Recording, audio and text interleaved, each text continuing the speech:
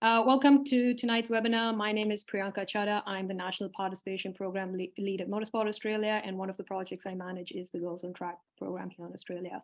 Before we begin, I would like to acknowledge the traditional owners of the land that we are all dialing in from, and I'd like to pay my respect to elders past and present. I'd also like to thank Super Chief Otto for presenting tonight's webinar.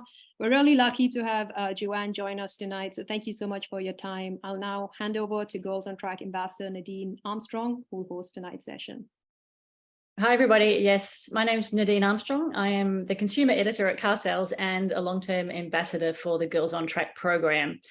We are joined tonight by Joanne Revill, and it's very timely and very appropriate because I think of all of the questions that we get asked from the participants at the Girls on Track program, it's probably the number one question I'd say is, how do I get a role in F1? It seems to be the question. And our response is pretty much always the same. And it's what our experience shows is that everyone's journey is unique. There's no one distinct pathway to get into the motorsport industry, let alone a job in F1. And Joanne, we know your story is no different. Joanne comes from a family of teachers. She studied history, but she enjoyed watching F1. And I understand that it was one night you decided you drew a line in the sand, you put a deadline on yourself, you gave yourself 6 months to find a job in the sport. And that one decision, I guess it took you a lot of places. It certainly played well for you. You have been producer and communications officer for F1, senior PR and account manager for the Mexican Grand Prix, and head of production in marketing for Aston Martin F1 team most recently. So thank you for joining us. I can't wait to get into all of those roles. Lots of people are really eager to hear your story, ask some questions. As you're watching, if you've got a question, pop it in the Q&A box, and towards the end, about 7:15, we'll start taking questions. Pri will canvass all the questions. If we don't get to your question at the end, don't worry, you can send them through and the people at Motorsport Australia will make sure they're answered. Joanne will answer them. So send your questions through and we'll get to them at the end. So I think, first of all, welcome, Joanne. We really appreciate your time. Well, thank you very much. It's a pleasure to be here. Thank you for inviting me to speak. I can't see you all, unfortunately, but I'm going to give you a big wave and say thank you for coming to join us today, this evening for you guys. So if we get into your most recent role first at Aston Martin, I think head of production and marketing, it seems like a huge role. Can you just give us a little bit of insight to what a day in that job looks like, particularly a day that's leading up to a race event?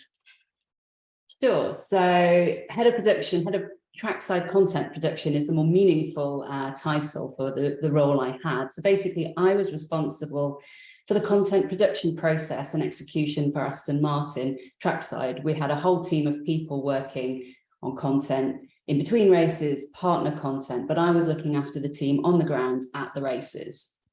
So I would manage the operational planning, the stakeholder engagement and delivery of cross-channel content to support other teams' brand marketing, our fan engagement, and our partner activation objectives. So this would mean bringing content like high quality and disruptive content on YouTube, on TikTok, on Instagram, and across all the team's website and partner channels as well. And basically, it was my role to kind of build up this process whereby we had a good machine, if you like, of having ideas and how we would actually bring that content to life on the ground, because there's so many restrictions when you're at a racetrack in terms of the day is very timetabled, if you like. I used to have on my phone, I'd have my daily schedule as my screensaver. So literally any time I was asked, I could always check what I should be doing and what the drivers should be doing then. So we had a content team on site that consisted of a videographer, photographer and editor, as well as myself. So I had a bit of a dual role in that I was looking after Lance Stroll in the PR and his PR. So I was one of the people that you will see on television standing next to the driver with the dictaphone, just keeping an eye on what's being said, helping to field the questions, move things along if you need to. So it was a dual role in that sense. And one part of that job was to look after Lance's schedule and the media schedule for the whole team in terms of senior management and both drivers. So that was quite a juggling act, as you can imagine. As I said, the race weekend format is very structured. Okay, you have two structures, if you like, when you have a sprint weekend and a more standard race weekend. But you know that the drivers will arrive at a certain time on a Thursday. They have a meeting an hour before a session, etc., etc. So everything has to run to the clock. And one of the most challenging aspects was to balance the driver needs and wants, and also what the media require, what the team require. So it's quite a juggling act. Thursday would be the busiest day in many ways at the racetrack. It's the first day that the drivers are at the track, and when they can do media activities. They would, or certainly for our team, the drivers would start with a track walk. People often wonder why they do that. They know the track, they've been in the simulator, but it's to check, it's to look. There might be slight changes, there might be some resurfacing or reprofiling of curbs or whatever. So they like to do that. But it's also a good opportunity to take the drivers. It's usually about an hour to walk around the track. So he has that time with his engineers. There might be a bit of chat. How's everybody doing? It just helps to build those relationships, because as we know, relationships in F1 are so important. So just having that time, no distractions, no people coming to ask questions or for interviews. So I would be getting Lance through those days, basically. But at the same time, I was also looking after the content team. So something like the track walk is valuable time when the driver is on track, maybe smiling, maybe laughing and joking, looking relaxed with his team. And that's a great time to get content. You can get nice photos. You are limited to when you can access the track. So if you want to get those shots, like the classic shot, looking at Eau Rouge or down the pit straight, whatever it might be, that's your only opportunity to get those. And you might use those through the weekend. So you're constantly thinking how you can get ahead. You might go out on track on a Thursday morning and it's sunny, but you know the rest of the weekend's going to be rainy, so you'll try again perhaps later. You know, you're constantly thinking, how can this content be used? You're trying to make sure you have enough banked in the tank, as it were, so that you can use it as and when you need it. So the other opportunity on a Thursday is when the driver usually gets in the car, does a bit of a seat fit, where they'll check their pedals, just check it that they're comfortable with everything, with the setup. And again, it's a time when the drivers go to catch up with the guys in the garage and just have a bit of informal time before the race weekend kind of kicks off. You know, it tends to get busier and busier, obviously, and the drivers focus more as the weekend goes on. So it's good to have that time at the beginning where they can meet up with everyone and we can get loads of content that will keep us going for the rest of the weekend. That word content keeps coming up, and I do want to dig into that. But I think what we might do first is, you've shared a little snippet about your first job in Formula One in 2001. So you saw a very simple job advert that said, I think it was junior script writer. There was no company name, no logo. Little did you know, look at that. Little did you know you were applying for a job with Bernie. And dare I say, you know, some 20 odd years later, I suspect the idea of content has changed significantly. Tell me what it was like back then. Well, exactly. So first and foremost, yes, that's a job advert and it's paper, as you can see. A little bit yellowed over time. I started very young. Let's just leave it at that. So yeah, there was no advertising of jobs on LinkedIn or job portals or anything like that. So it's a very different world. And, you know, people say, you know, sometimes a moment is aligned kind of thing. As you said, I decided to set myself a challenge of how I might get into F1. And I happened to walk into a supermarket in the UK. And I did obviously buy the copy of Autosport in the end, but I saw this, I just was flicking through, it's a bit naughty. And I saw this job and there's nothing there to say who it's for or anything, where it is. And I thought, well, you know, I can see here, must have extensive knowledge of motorsport, a journalist background may be of an advantage. And thought, well, I have enough writing experience from what I do in history. So I thought, well, I'll give it a go. And that was in end of March. And then here I have the offer of a job, which came the 19th of June. And I actually started on the 6th of August. So I have just past my anniversary of my time starting in F1. But I think I'd worked hard to get where I was, and I remember having to go through an interview process at F1, and it was just something totally different to the world I was in. But I just wanted to do it and thought, okay, well, what happens? I'll go for the job interview, see what happens. It's actually quite challenging. In Biggin Hill, the offices are next to the airfield, and they have an air show once a year.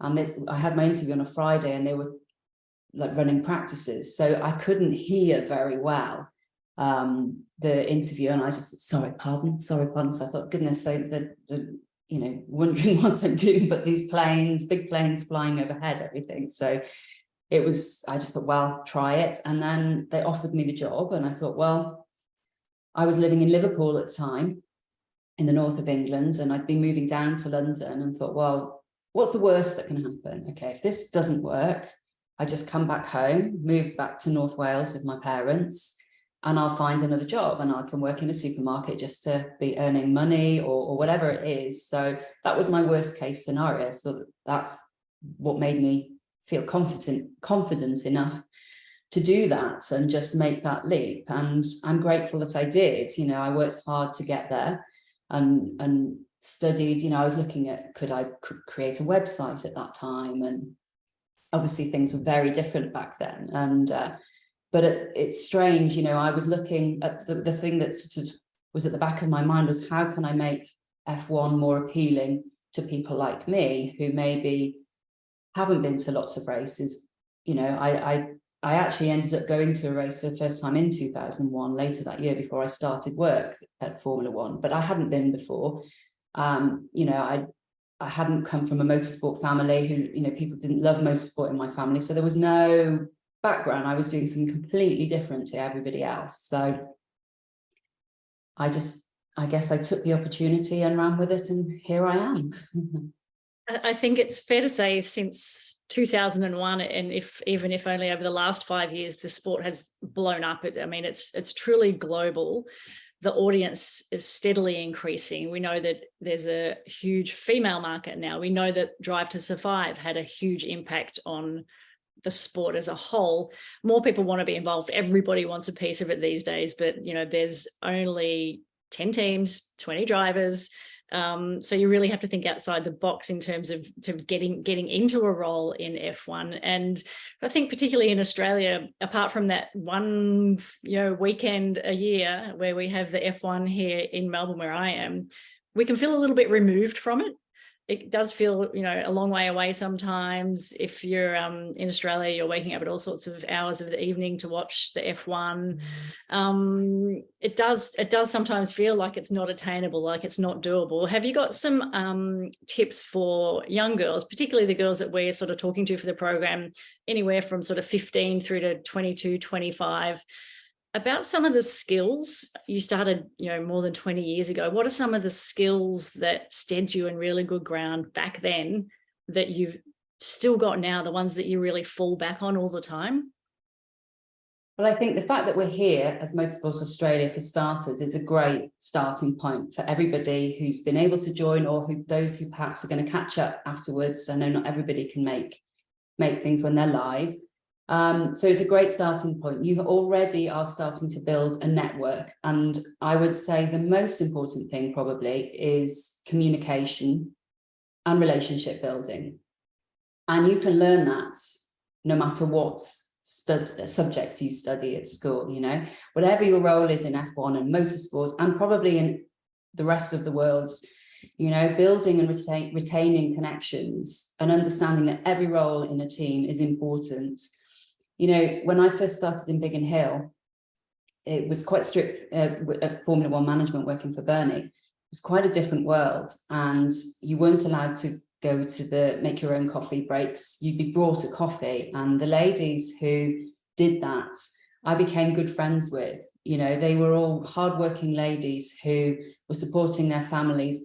Sadly, I've seen one of them have their baby and her son go through university, so it makes me feel a little bit old, kind of thing. But it's those relationships, even now, I would still talk to them, kind of thing. And that's a really important thing to do. It's not easy to make decisions about your future, when you're so young. Like I had the problem where I was good at all subjects at school, and that makes it difficult because you're like, well, what subject should I do? And I got to my A levels and I was like, do I want to do maths or English? It's two very different subjects. And I chose English literature. And I think what I would say to everybody here is your STEM subjects will put you in good stead for whatever you want to do. So don't, if you want to be a journalist or think that's where you might, or PR even, don't forget, you've got plenty of time to get there. And there's different ways to get to those places. You know, getting your STEM subjects puts you on a road. We have F1 in schools I think F1 in schools in Australia is in Sydney, and they're also in New Zealand.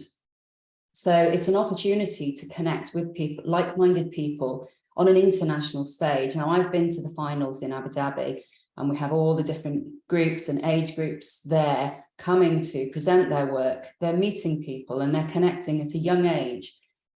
How many of those will become engineers of the future? I don't know, but how many will diversify into different parts of F1? There's so many roles in F1 as well. You know, Drive to Survive is brilliant. It's broadening the reach of Formula One. You know, I've recently watched a similar program on the Tour de France.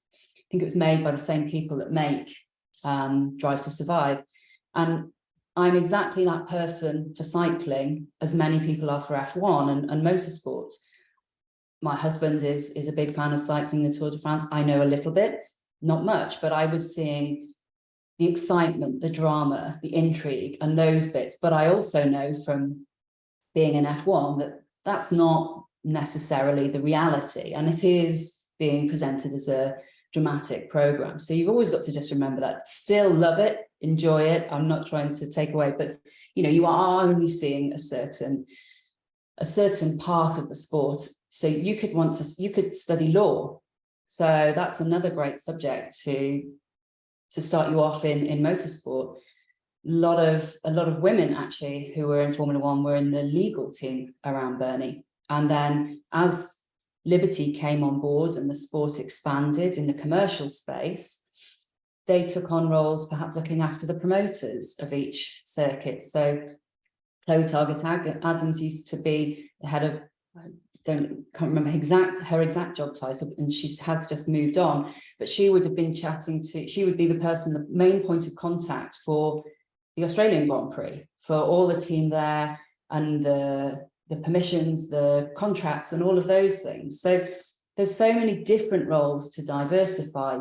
Emily Prazer was also on the promoters team. She's gone to work for Las Vegas. So, you know, there's lots of different things to do. And I would say stick to subjects that you're good at. Don't rule things out too quickly. If you're good at your maths and your physics, go for it, because you will get those connections. And if you work hard, and even if you don't want to be an engineer, let's say, or you take a different route, you'll get there because you'll have put in the groundwork, you'll have got the grades you need, you'll have made the contacts that help get you along that road. You know, I think it doesn't, to work in F1, you don't have to have worked in F1. You know, you can't come from a background of working in F1. So showing your expertise, you know, volunteer. Maybe go to, is there a local karting track near you? Go and volunteer. Or if any of your, you know, anybody you know does karting, offer to do some social media for them. Just play around and start to learn what works. Create a portfolio for yourself of what you're doing. You know, there's so many different opportunities. I think volunteering is a great way. And practice, you know, if I was writing a press release, what would I say? Sign up to your local circuit or track, or it doesn't even have to be motorsport. If you don't live near a track, it could be a local football team. All of this is valuable experience because you're learning about what people need to promote what they're doing. I think that's such a great point, because we look at F1 with such a narrow lens sometimes, and it is a big, big business. So of course they need every type of role to make that business happen, from law, HR, PR, comms, obviously all of the mechanics and the support crew as well. But I think, like you say, if someone is really good at law and wants to study law, that there are endless opportunities in the F1 world, I would imagine. Many a lawsuit. Yeah, exactly. There's all the teams that will have legal departments, but also the promoters, then F1, the business, Formula One management, as it was known. So there's so many different ways. And even then, your background could take you in a slightly different direction. That could take you into partnerships. So working with the different brands who paid to sponsor the team, so there's lots of different ways you can diversify. We're so much more connected now online that your location really doesn't have to limit you. I'm going to give a shout out to a friend of mine, Aurelie Donzelo. She creates a podcast called Racing Lives, and I would seriously advise anybody just have a listen to that, because she interviews so many different people. It's different women involved in motorsport and F1, but it just shows you the types of jobs that you can do. So, for example, there's Lee McKenzie, who she's a well-known presenter here in the UK, not just of F1, but she does Wimbledon, she does rugby, she does horse racing. Amanda Davis, who is a CNN news reporter there, and who also covers F1. So there's lots of different people to show you that F1 is not limited to what you see in the paddock. Teams use agencies, or there's broadcasters. You can be in the broadcast industry. I'm going to give another shout out to Whisper TV.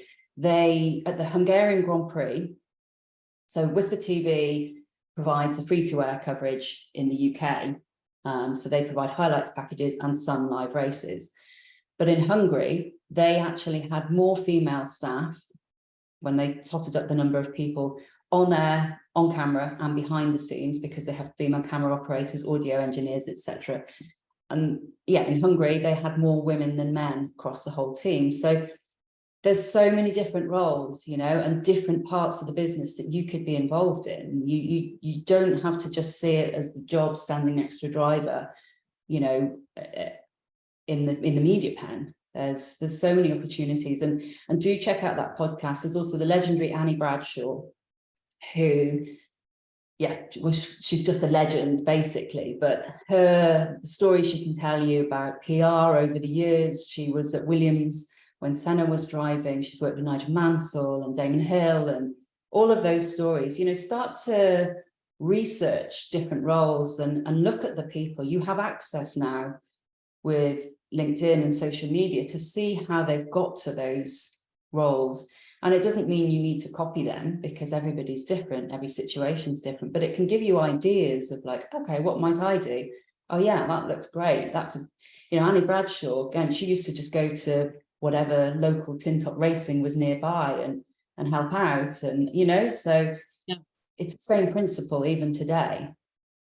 IT, don't forget IT, data, timing, the timing systems. How do they keep beating those lap times, and how do they do all of that? That's another role there that, Before you were talking about, if we sort of go back to content, because I feel like it's such a very, very broad buzzword these days, kind of like producing content is something everybody wants. And you talk about the multi-channels, and tell me how you look at, things like Drive to Survive. It gave people a very different insight into the world. It gave them an intimate look. It made it seem more connected. It gave us a look at personalities. How important is that side, understanding which parts of a team is good content, how to make it relevant and relatable when it is such an elite sport and such a very, expensive sport to be part of? How do you make content that as a team is really relatable and will connect with your audience? I think you start by listening to your fans and looking at the data of how your content is doing. So in many ways, a lot of teams have had to learn by trying new things. Like, for example, Threads obviously has recently launched, and I think it was Red Bull limited the number of people in the lead up to the British Grand Prix who could have access, and did things a little bit differently, thereby creating a bit more of a buzz because they were doing something different. Nobody quite knew, what do we do with Threads? Is it just what we do on Twitter? And you're constantly responding to how the different social media channels evolve. Instagram, for example, being photos, then moving to video to kind of compete with TikTok, then back to still. So you're constantly listening to the wider world of trends and everything, but also F1. You know, seeing Drive to Survive, the sport's going in a very different direction and opening itself up to new viewers. And it's great to see how, you know, what impact this has had on the sport and making it more accessible to fans. But in terms of your team content, you have, if you like, brands guidelines. Your team has a look, a feel, a brand that you're trying to, everything has to support that brand, you see. So F1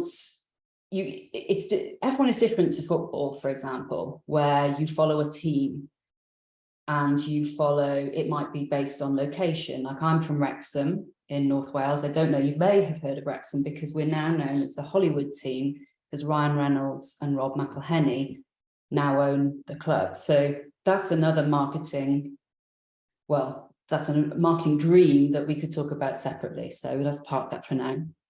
But it's very different, F1. So people tend to follow drivers first and foremost before teams. Perhaps it's slightly different with a team like Ferrari, for example. So when your drivers move, you lose and gain fans, for example. So you're always having to, you know, the challenge for an F1 team is how to win over the fans to become fans of the team, as well as the drivers. You know, Aston Martin will have had a lot more Spanish fans than they had previously, and perhaps a few less German fans, like we did when we had a few less Mexican fans. It's just cycles that the sport goes in. And your challenge when you're creating content for the team is balancing what your drivers want to do, how they want to engage with social media. You know, on the one hand, you have someone like Lando Norris, who's very much about the social media, and you have other drivers, some of them, you know, who are maybe a bit older, who not so into the social media side of things and want to keep certain things to themselves. So you have to balance that. But you also, you know, your drivers are not your only assets in the team. You have your mechanics, you have all the team behind the scenes. And what something like Drive to Survive has done is shown that people are interested in seeing the bigger picture and seeing what else everybody does. So we would have we used to do a feature whereby we'd follow a race weekend through the eyes of one person in the team, and we'd basically follow that person at key points in the race weekend, and they might be working on the car, they might be an engineer. I did it myself, and it's just to give people an insight into how the weekend happens. And actually a race weekend is quite formulaic, as I said, it's quite timetabled, and you do the same things week in, week out, if you like. So it helps to look at the race weekend through different eyes to see a different schedule, if you like. But I think that's the one way, opening up your team and helping to build those characters is a way that you can be more relatable. You know, we had challenges last year whereby the car was not as quick as we wanted it to be. And in simple terms, in marketing for F1, again, it's very different.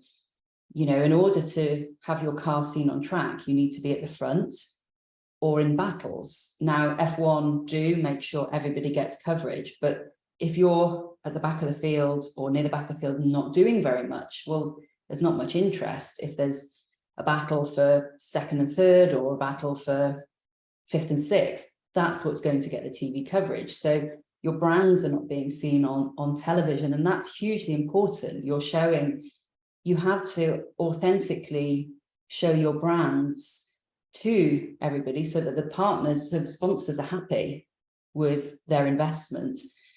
But obviously that's challenging when the car performance isn't there. So you have to think of different ways of getting that content out there, showing the team spirit, the constant hard work, the fight, knowing also F1 isn't a sport you can just change overnight. You know, you can have an upgrade and make big gains, but you're not going to go from the back of the grid to the front of the grid in such a short space of time. So you can build on that and really bring in your fans so they believe in you and like you and want you to do better. And then, of course, this year for Aston, the car performance is there. So it's great. So you have to understand that your content might be keeping you going to a certain degree while you're going through some rough times. And I guess I'd imagine that you need to be fairly fluid and adaptable, so you can be have a strategy one week around your PR comms content, and if you win that week, it's one instance, and then the next race, if you lose, it could be a totally different approach. So how do you manage, I guess, with so much structure and it is such a formulaic weekend, how do you go about having a strategy that needs to be completely fluid because you never know where you're going to end up? Again, I think that's true of most roles in F1. You know, you have to, another skill as well as communication is ability to sort of think on your feet and adapt. You know, you have to make a plan, and then there's another plan and another plan, and then there might be no plan because you're going to make the plan up as you go.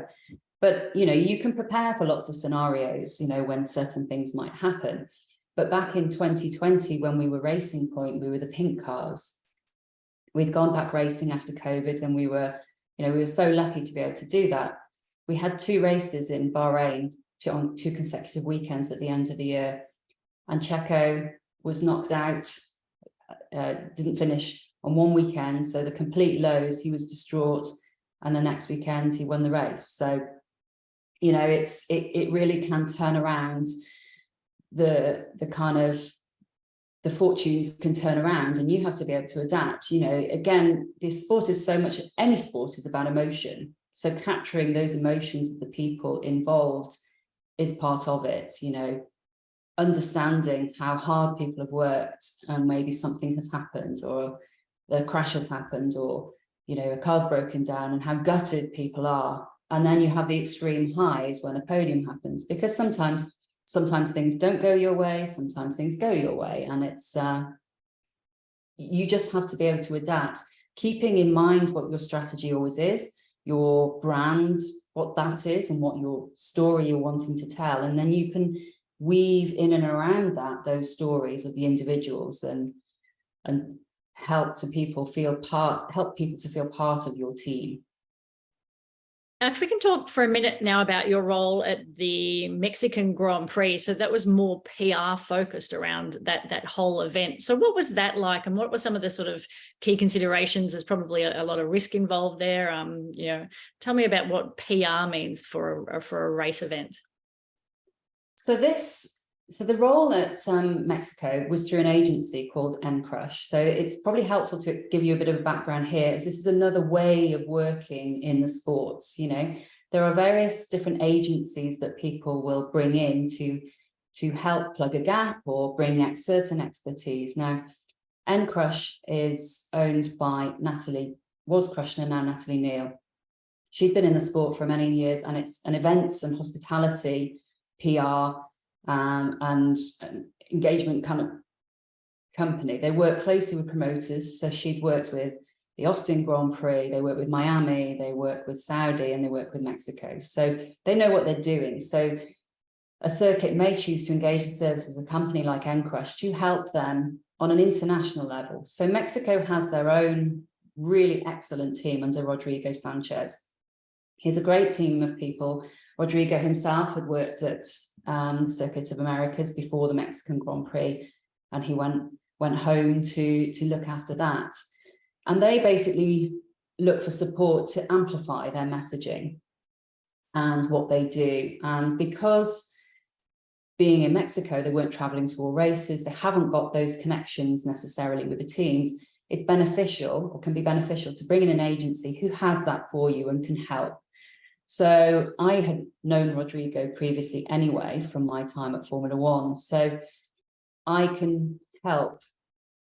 I work with the Mexican PR team, if you like, on the ground, and help amplify those messages on an international level. So, you know, they have a very different, you know, they came in as quite a disruptor to the F1 circuits. And Rodrigo had been around the sport for some time and felt whenever he went to a paddock, they were quite similar, particularly in Europe, when everybody has their motorhomes and trucks. And there was no sense of what country you were in. And so for him, what was really important, and for the whole of the Mexican Grand Prix, you know, they are partly state funded. So it's important to tell that story of Mexico and what coming to visit Mexico, so working with the tourism board. And one thing he really loves doing, F1 is a busy sport. Your days are very busy. You don't necessarily have much time to go and see the places you're in, unfortunately. That's the reality. You do tend to work long hours. Depending what you're in, if you're working on the car, you work those hours up into curfew. But if you're working in PR and comms or marketing, you might have events, working with partners of an evening. So you don't necessarily see as much of the world as you'd like. So what Rodrigo does is he brings Mexico to the paddock. And there's food and drink, there's entertainment, there's culture, he's all about telling that story of Mexico. So that, in a way, it's a genius marketing skill for Mexico, because these people can't get out to the places you want to because they haven't got enough time. So bring it to them, and then they write positively about you. They just love coming to your paddock. So that's the kind of background to that role and to understand. And so again, from an Australian Grand Prix perspective, what story is it that Australia, Motorsport Australia and Australian Grand Prix want to tell the world? So that's what people are thinking. So we would work on different ways of sort of gaining media coverage, basically. And one thing we did, obviously, F1 is still quite a very male-heavy sport, and we partnered with the Movember Foundation, and we brought a barbershop into the paddock. So that's the first time that ever happened, and we offered free shaves to all of the guys to grow their mow, or to get ready, because it was the end of October, so they could do the shave before they grew their mow through November. And it was a great publicity stunt. It's they continue to work with the charity, but it's an opportunity that actually a seemingly crazy idea, a barbershop in the paddock, but gained loads of coverage and promoted the messaging of the charity about men's health and men's mental health. And then even on that, I'm a Mo sister, like, you're supporting the guys and you're part of that. So it was a great way to bring people together. Now, in terms of my job, it wasn't just that. So I would look after the media management for international PR, and Mexico would look after the regional PR. Then it would be marketing activations such as the barbershop, liaising with the broadcasters and writing press releases. There was a time in 2020 at the Mexican Grand Prix when my three kind of worlds came together. The TV side of things at Formula One, I basically contacted the gallery team and got a cameraman to the garage. We'd got Fermin Lacalaca, the Day of the Dead guy, the skull guy that you see at the Mexican Grand Prix. He came to sit in our garage, and at the time we had Checo Perez driving for us. So I was with the team. So all of those three worlds collided, and that was great. I still had that connection to Mexico and Rodrigo. We got the coverage to show the Mexican culture on TV, onto an international platform, if you like. So, again, we're coming back again to communication and relationships, and those people you meet here or work with here, you might end up working with here, So I know I've slightly gone off topic, but I hope that kind of makes sense that, there's lots of different ways into the sport that's also connected. Yeah, and I love that every time you talk about someone somewhere in the world, you have had a relationship with them, you've worked with them somewhere. There's this interconnectedness in this F1 world that doesn't go away, that once you're in there, you seem to be in there for the long haul. But like you say, people move around. It is a fairly small world when you think about just 10 teams, but when you think more broadly about all of those other agencies and local establishments like the Australian Grand Prix Corporation, Mexico Grand Prix Corporation, that have to work together to make that event theirs when it's in their hometown. Are there any other activations around the world that sort of stand out for you, where people have done things in a unique way or in a clever way? I think all the races, with Mexico coming on board, a lot of the races are starting to do those things and bring that local element. I always loved coming to Melbourne because, again, the paddock just looked so different. You were in a park, you just knew you were in Melbourne, and I loved that. I think it's great when people do have an opportunity to bring their culture to the paddock. You know, it's still F1. You got to remember, you know, it's got to be balanced in a way, but you know, there's so many good circuits out there at the moment. If I think back, Singapore, when they came on board, they were bringing the concerts. You know, that was a new thing. So back when I worked in Formula One management, we'd have to be filming some of those celebrities as they come to the track. And Abu Dhabi, they did the same kind of thing. But having the concerts, you know, after the racing had finished for the day, keeps people at the track, keeps them engaged. Silverstone has kind of done it as well over the years. But, you know, there's so many, every circuit is different. You know, every promoter does things slightly differently, and they all have their own unique, you know, people say to me, what's your favorite circuit? So, well, I can't say, you know, like I love different circuits for different reasons, you know, they're all good. I'm sure you would have seen the Grand Prix here this year, and to flip that on its head, instead of the Grand Prix commemoration, you know, showing off Australia, we had our friend at Alfa Romeo, Valtteri Bottas, embracing the Aussie culture very much so, with his flip-flops and his beer singlets and his mullet. So I think that was probably a really clever way to there was a lot of content there. I think so, and it's doing that when a driver does it authentically. Lance did it last year in Texas. He just turned up in jeans, white t-shirt, cowboy hat and boots, you know, and it was just, he'd done that. It was his idea. He wanted to do it. And that works so much better when a driver's just wanting to do something, because it's natural. And we went on stage at in the fan zone, and he just loved it. He just got caught up and threw the hat, and that was never seen again. You know, I don't know. I think we did try and find the winner of whoever won the hat kind of thing. But, you know, it's those kinds of things.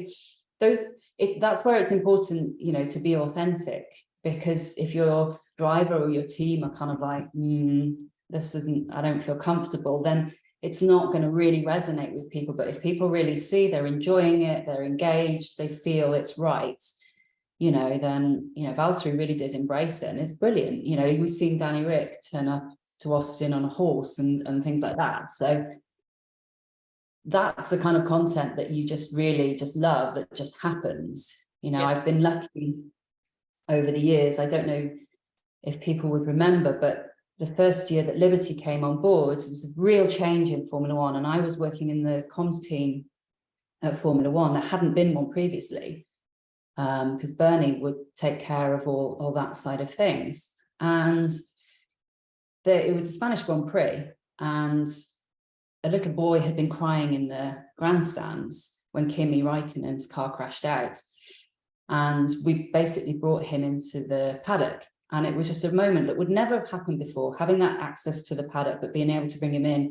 He ended up meeting up with Kimi and had a great time. But the story goes much further back than that, because he'd been there all race weekends.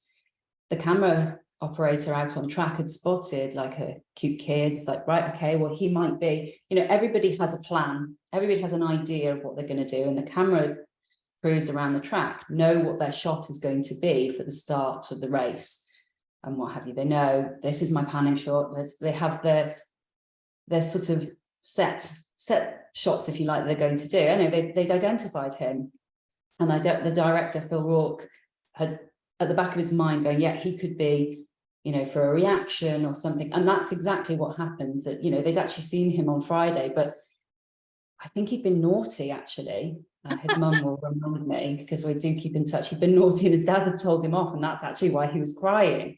But it all came again when we brought him. He was a huge Kimi Raikkonen fan, and he got to meet him, and it ended up being voted as a Laureus award moment and everything. So it was. He's going to be crying at every opportunity now, that kid. Well, exactly. You know, it's one of those things where it's spotting a moment and going with it, but also having done the research around it. You know, you've prepared enough to take the opportunity if it comes, I suppose. So being adaptable. Last year in Japan, it rained. I went out into the grandstand. We put a tweet out saying, if you can find me, I've got 5 caps. And, the race has been delayed because of we've had a couple of red flags. So it was just a simple way to go out to engage the fans and do something differently to other teams. So there's always ways to, spin things around, and the content you get from those kinds of moments is far more authentic and real, and therefore enjoyable, rather than a staged, managed event, perhaps like a meet and greet, where those moments don't always happen. You just want to go with what you have to go with your gut feeling. Yeah. It's fair. It's 7:15-ish now. We probably need to go to some question and answers, I think. Are you okay with that, Priyanka?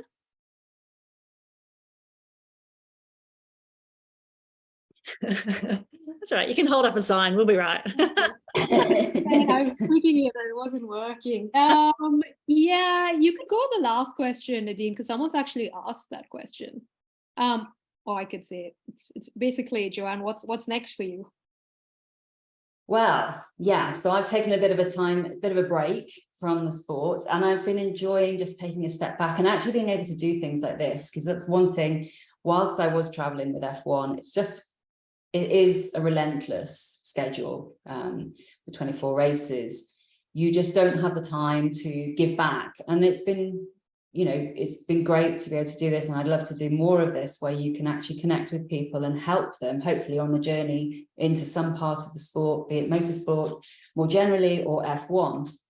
I love this sport, and I've loved my time in this sport, but it's a lot of time away from your friends and family. And it is important to say that if you are part of the traveling community of F1, the sport is like a family, but you are away from your friends and family a lot. So it's important for me to tell you this now, that yes, it obviously looks one way through Drive to Survive, but you have to be realistic.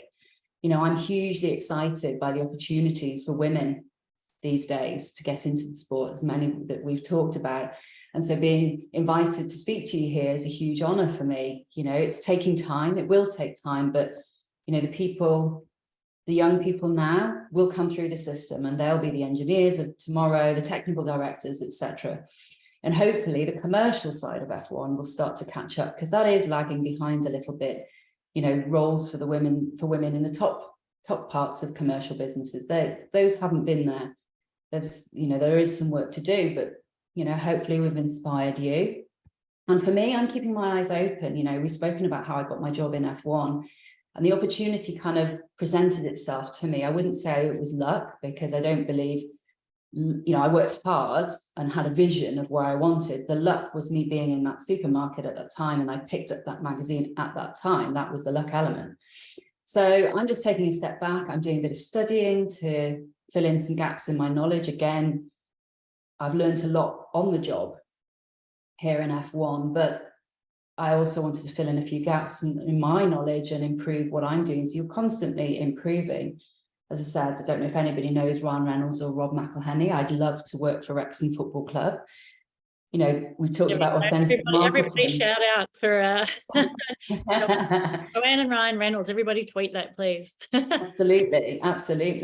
What they're doing, we've just spoken about authentic marketing, and I'm from Wrexham. It's an old football club that had fallen way beyond where it should have been due to financial issues. But what they're doing now, the fan experience there, the buzz in the town, the energy in that space is just incredible. And it's brilliant that they're doing it, and it is just so authentic. They do things like they donate to a charity, and they just do it. They just get a feeling of what they need to do, and they do it, and that's what's helping to build that support network. So yeah, that's my dream. So let's see. But no, I'm keeping my mind open. And earlier, to focus on your school and your study and do what you're enjoying, and that there's plenty of time to get there, you said. And I love that you are still learning, and I think that's so true, that there is plenty of time to get there and do what you love and do what you enjoy, and you'll find a way to apply that to the world of motorsport, I believe. So absolutely. Yeah, you are a fantastic role model. But let's take some questions, Priyanka. All right, next one. I've tried to summarize this because it's come up a few times. So F1, as we know, and we've obviously spoken about, it's become more popular. There are limited roles, and there's a lot more competition for these roles. Now, you touched upon this briefly, so maybe just expand on it or explain it again. But how does one stand out for a role for Formula One? I think you have to be, again, I keep coming back to this word, your own authentic self. Now, let's say you want to go into content creation. I actually worked at Aston Martin with a guy called Jimmy James Horn. You may be familiar. He's from Sydney. I'm not saying you know him, but you may be familiar with his content if you watch the Aston Martin channels. Now, Jimmy had moved over to the UK and he's an amazing content creator. His first love is road cars, supercars. And that's his expertise, you know. He brings that unique vision, that love, you know, he was a great fit for Aston Martin, the way he could capture their road cars as well as the F1 cars. But that's a great example of somebody who's come from a related, you know, discipline, if you like, and brought that vision into what he does in F1. So I think find whatever it is that really interests you and what you do, and be, you know, if it's content, think about the different ways that you would create that content. How would you tell that story? Something that happened over the Belgian Grand Prix on Sky UK and I think Sky Germany is they did their first broadcast directed to children.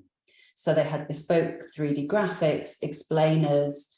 The team radio was focused to be more child friendly, and they had young presenters. So that's an area that F1 is exploring. So, you know, look at the world through your eyes and what you want, what's missing.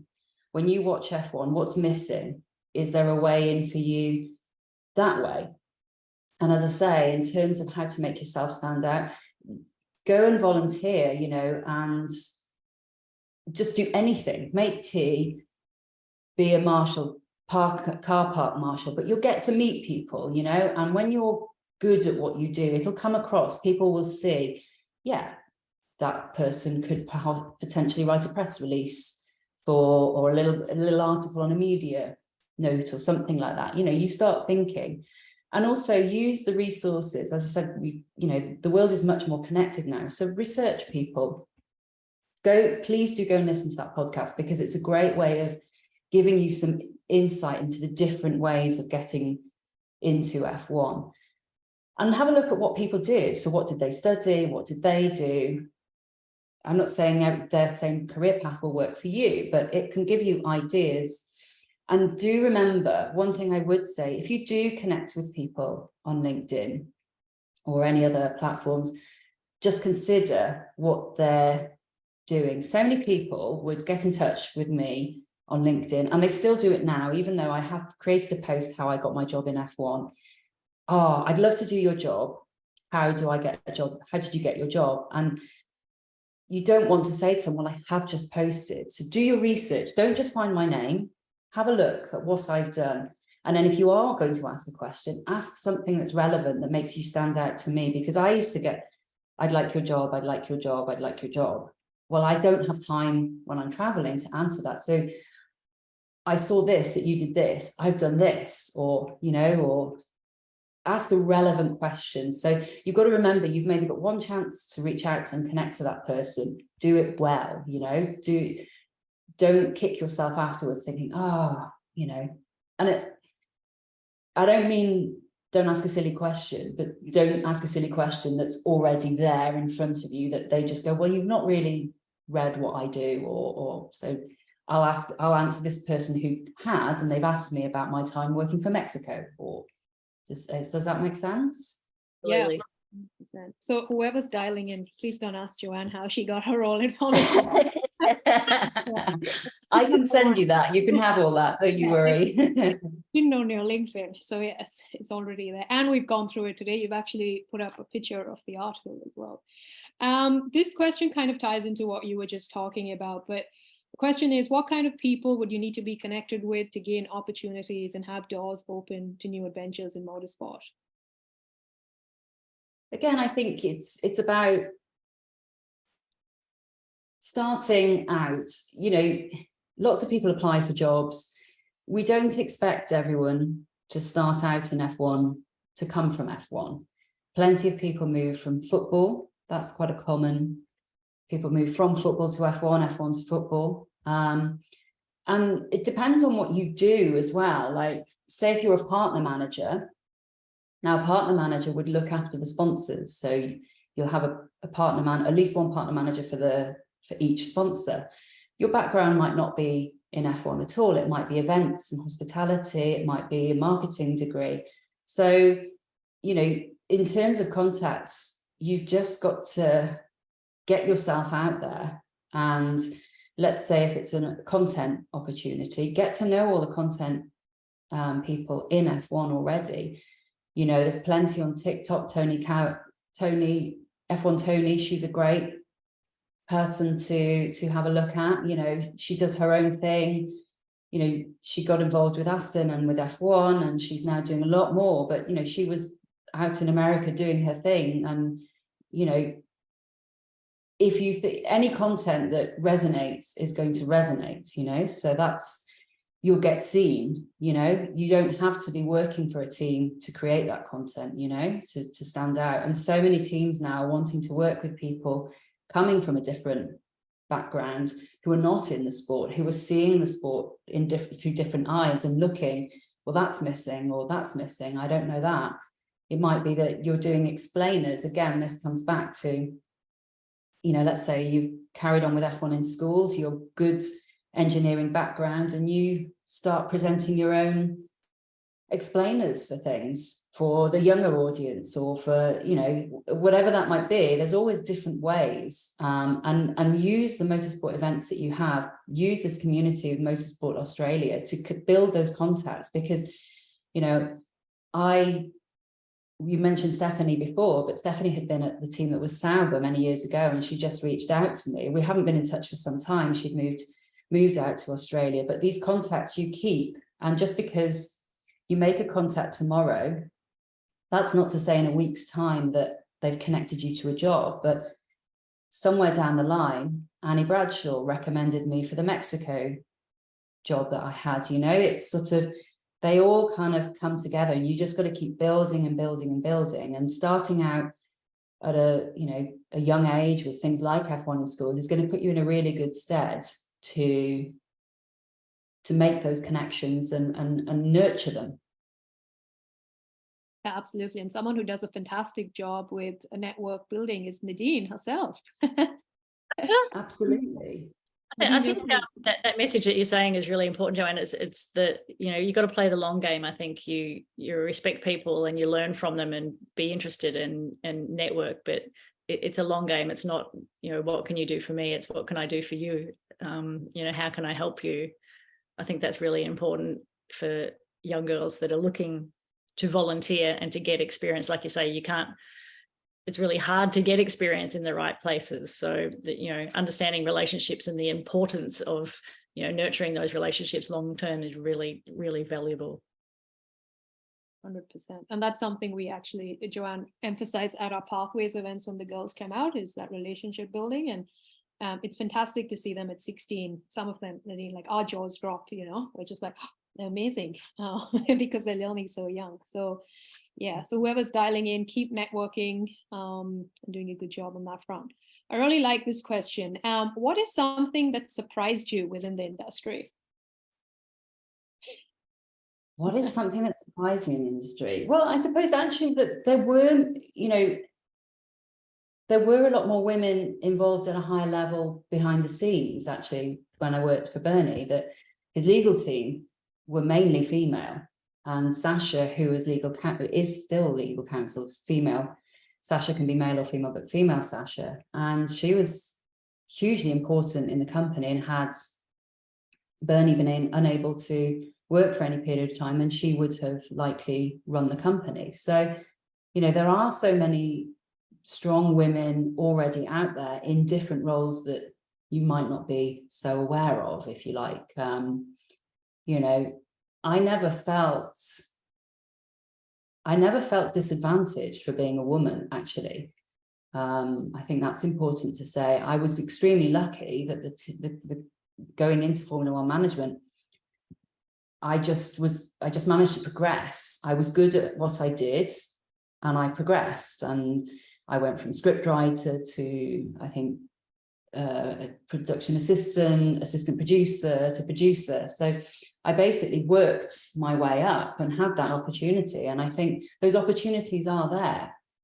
It's just about putting in that hard work, building your reputation, building your skill set. So I think that's probably one of the most surprising things. And it's a sport I've loved working in, and the people. It's always, for me, always been about the people, you know, and those connections that I have made. So I'm going to see Annie Bradshaw later this month. And so Steffi puts us in touch to do this. We worked together some years ago now. I probably shouldn't count. But you build those relationships as you go, those contacts, and you never know where people's paths cross again, you know. So I love that part of the sport. I don't know, is that maybe I should have thought something more exciting, I don't know, but I think that there's so many things. Like, I've had so many different roles and different opportunities. You know, when I started in F1, I wanted to meet Michael Schumacher, and I did. I was lucky enough to be in the sport when he was there, and, you know, interview him and things like that. And, you know, so the opportunities as well, I'd say, that I've had also maybe surprised me. Yeah, I think Nadine and I are big fans of the motorsport community here. We absolutely love it. Don't you agree, Nadine? Yeah, very much. It's a very supportive community, and the Girls on Track community is building their own really, really lovely family of young girls that are very, very supportive, and a lot of really nice friendships have been formed, and it's lovely to see, you know, across states, girls are staying in touch and helping each other find opportunities and find experiences. It's really nice. And I love what you were saying. You know, a lot of girls ask about how they can stand out, because it's very difficult to stand out, but that being your authentic self, I think it's really good for the girls to hear the fact that you don't need to be like somebody else. You know, be who you are, find what's missing. If there's an element of you that's missing, if there's something that you want to be hearing, fill that gap. You know, bring your passion to the table and fill the gap, because if there's a gap, somebody will want that content, somebody will want that knowledge, and someone will want to listen to you. And at the same time, you'll be fueling your own, you know, passion for the sport. So I think that's a really great thing that you were saying. And that connecting with people, connect with them in a meaningful way. Don't just connect and say good day. You know, have something that you want to learn from them, and something that they'll remember that you asked them a meaningful question. So that's how you can stand out. Definitely. And we will always still say good day, don't worry. Obviously, I don't want to scare people, but just in terms of setting yourself apart, I don't want to give any negativity. We've got a bunch of questions here and just not enough time. So I'm going to copy and paste all of this and create some kind of summary and send it to you, Joanne. And then afterwards, once you get back to me, I'll distribute it to everyone who's joined with all the responses. But just one last one before we conclude, which is something we usually, I think, ask all of our guests. If you had to give your 16-year-old self some piece of advice today, what would it be? Ooh, well, I think go for it, you know, follow your dreams. And we just talked in depth there about connections. I think certainly in the UK, when people have maybe gone to private schools, they understand the connections and how important it is to build connections with people. I didn't go to a private school, and I've learned that in my time in F1. So a big tip for you now at your young ages is so important, the building relationships. But go for it, follow your dreams.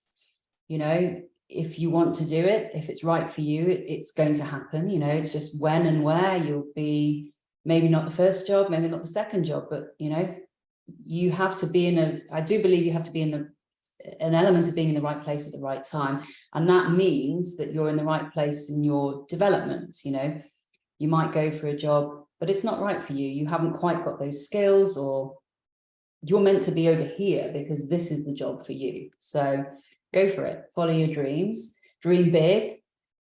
And I hope that you're all going to be in motorsport somewhere someday, or not. If you change your mind, you know, don't forget, you might follow this through and go, do you know what? I want to be a legal hotshot in football, but go for it. Use all of this, because one day you might be back here, you might be in my position and hoping to inspire the next generation. Oh, well You said. certainly have, yeah. Nadine, over to you. Yeah. Thank you once again. We really appreciate your time. And to everyone whose questions we didn't get to, I do apologize. I knew that we would run out of time, but Priyanka will send all of those questions to Joanne and she will reply to us.